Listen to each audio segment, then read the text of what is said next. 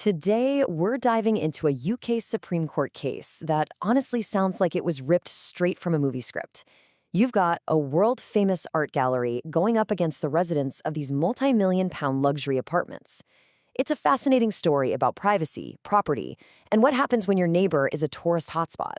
At its heart, this whole case really boils down to a question that I think we can all relate to.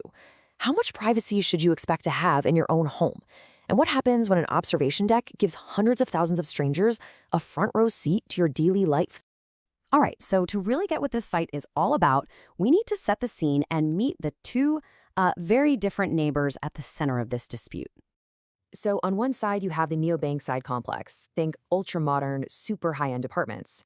And literally right next door, just a handful of meters away, you have the Blavatnik building, which is part of the Tate Modern Art Gallery. And sitting right on top of it, a 360-degree public viewing platform. Now, the thing you have to understand about these apartments is their design.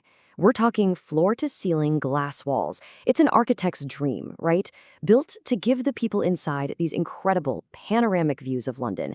But, as you can probably guess, that exact same feature meant their lives were completely on display. And what started out as this amazing architectural selling point, well, it pretty quickly turned into a total privacy nightmare. We're not just talking about a few people looking over either. The Tate's viewing gallery was pulling in an estimated 500,000 visitors every single year. And a lot of them, they weren't just looking at the skyline, they were looking straight into their neighbors' apartments. This quote from one of the residents just says it all, doesn't it? We feel like we are in a zoo. I mean, can you imagine? They felt like they were exhibits, constantly being stared at and even photographed right in their own living rooms. And look, this was way beyond just a passing glance. The lawsuit laid out some really specific, intrusive stuff. People were using binoculars to get a better look. They were waving at residents. Some were even snapping photos of the inside of their homes and then posting them all over social media. This constant intrusion was really the last straw. So the residents sued. They claimed this was a legal nuisance. But their journey through the legal system was, well, it was anything but a straight line. And this is where the story takes some really surprising turns.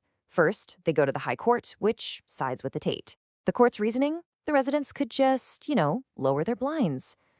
So then they go to the Court of Appeal, which also sides with the Tate, basically saying that just being overlooked isn't a legal nuisance. At this point, it was looking pretty hopeless for the residents. The key argument from both of these lower courts was this idea of self-induced sensitivity.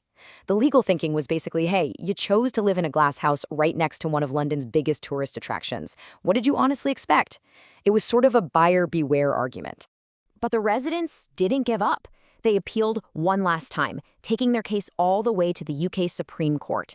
And that is where the entire story flipped on its head.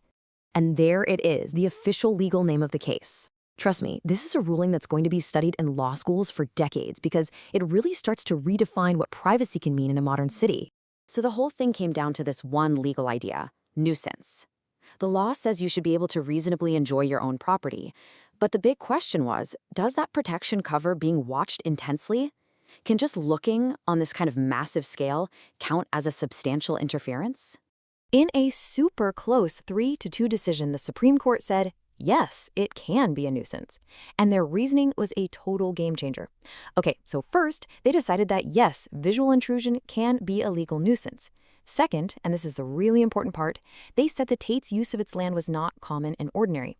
Think about it. Inviting 500,000 people to peer out from a 10th floor balcony isn't exactly a normal neighborhood activity. And that led them to their third point. This was an abnormal use of their land, and that abnormal use is what created the nuisance.